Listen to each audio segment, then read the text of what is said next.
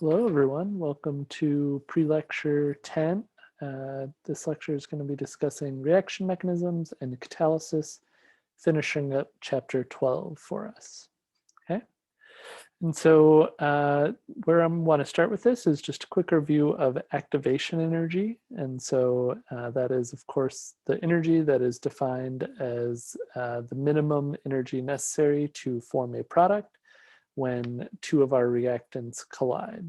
And so, for example, if we have A plus B here, they must overcome this energetic barrier in order to form our products, C and D. And so our difference between the energy of our reactants and the top of our activation barrier, which we would call a transition state, is our activation energy. Okay. And if our activation energy is much larger than the average kinetic energy of our molecules, which we can of course relate to temperature, then only a small amount of our collisions will be successful. For example, if we have a lower temperature T1 here, and the energy needed to overcome our activation barriers indicated here, then only a small amount of our collisions would actually be successful. Whereas if we're at a higher temperature, this T2, our curve of molecular kinetic energy would be further dispersed, particularly further out higher at higher average kinetic energies. And so we would have more successful reactions, AKA our overall reaction would be going faster. Okay. And so an important thing when we're talking about the activation energy, oftentimes the way it is experimentally determined is using the Arrhenius equation. And so this equation relates our reaction constant K to our frequency factor A, which we've talked about in previous lectures, E, which is the mathematical constant, and then our activation energy, and the gas constant, and temperature in Kelvin. Okay. And so I think I might have left an equation out here, so I will get that to you in class, but ultimately we have a second form of the Arrhenius equation that can be plotted in a y equals mx plus b format. And so I will show that equation to you during class just so you have it, and we'll also go over an example problem. Okay. In addition to considering our activation barrier, we of course want to consider the different steps that our reaction must go through in order for a overall reaction to occur. And so we've kind of already hinted at this, but the reaction mechanism provides a detailed stepwise basically process for our elementary steps that will allow for our reactions to occur. Okay. So an example here is the decomposition of ozone, which is O3, and it has two elementary reactions or steps. And so in step one, ozone dissociates into O2 plus just oxygen. This is a radical oxygen, and it interacts with another molecule of ozone in order to form two molecules of O2. Okay. And so overall, the overall reaction would be shown here, where we have two molecules of ozone, which again, if we just add those up from our reactants, they would go to 3 molecules of O2, which if we added up the number of moles of O2 that we form on our product side, we would see that it's 3. And then we have an intermediate that's formed, and that's this oxygen radical that we just indicate as O there. And so O would be formed as a product in step 1, and then it is consumed as a reactant in step 2. And so we would call that an intermediate. Okay. So we of course want to relate our reaction mechanism back to our rate laws that we've been talking about.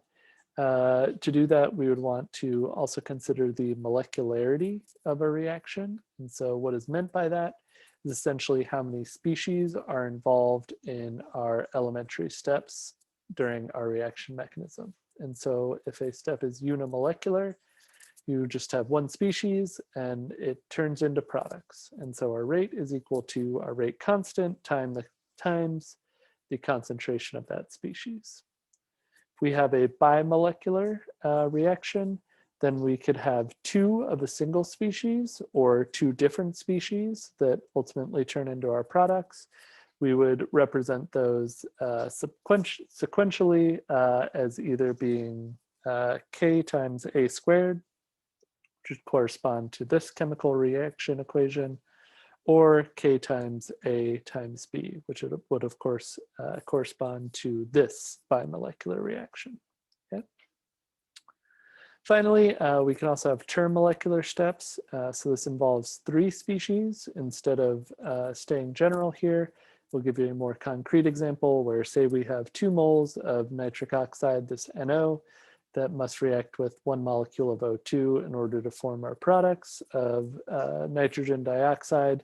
And so our rate law for that would, of course, be K times NO squared times O2. Okay. And so within our different elementary steps, when our mechanism, we will basically have one step that will be slower than the others. And so this is called our rate limiting or rate determining step. Okay.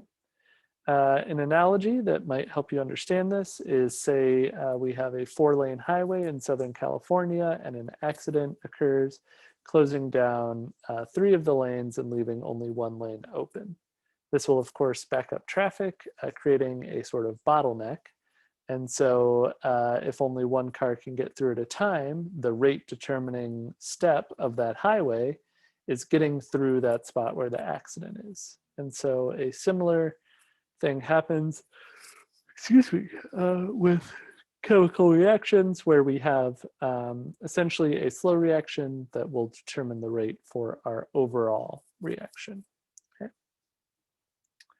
So for example, you could consider this reaction where we have nitrogen dioxide reacting with carbon monoxide, CO, to form CO2 and NO.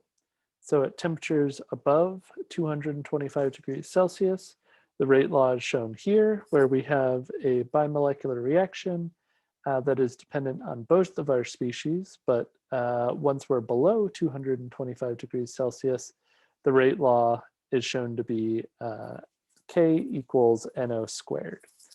And I will say that the only way we would be able to determine these is by performing experiments. So you wouldn't be able to predict these rate laws just by looking at the chemical equations. You would have to perform experiments in order to determine them, as is true with pretty much all of kinetics. Okay. And so the change in our rate law would suggest a 2-step mechanism, though. And so that would suggest that our slow reaction is going to be our first step here, where we have the interaction of 2 molecules of NO2. Again, this relates back to our elementary step where our rate is equal to K times NO squared. And then our fast reaction will be where our intermediate NO3 reacts with CO in order to form NO and CO2. That would be faster. Okay. And so a key takeaway from this is that the rate law for the overall reaction is going to be determined by our slowest elementary step. And that is because essentially our slowest step is what will be what sets our overall rate of reaction. Okay. So that summarizes, or I guess concludes rather, our view of reaction mechanisms. I want to finish today by talking about catalysis. And so a catalyst is a substance that can increase the reaction rate of something without being consumed in a reaction. And so this is ultimately accomplished by lowering the activation energy required for the reaction to occur. Oftentimes, this occurs by breaking one very difficult step, shown here in the red, into multiple quote unquote easier elementary steps. And so by easier, what we ultimately mean there is lower activation barrier steps. And so in this example, we have one difficult step going into 2 easier steps with lower activation barriers. Okay. Although this catalyzed reaction mechanism does not necessarily involve a different number of steps, so you could have a catalyst that just lowers your activation barrier, not necessarily breaking it into multiple steps. What will always occur, though, is that the reaction path should be faster. Okay, so what a catalyst does is ultimately speed up a reaction. Right, and a final note on catalysts is that they will not change the amount of product that is formed, only how fast the reaction goes.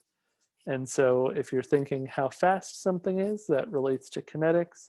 But if you want to think about the amount of product that is formed, that will relate to our next chapter, which will be talking about equilibrium.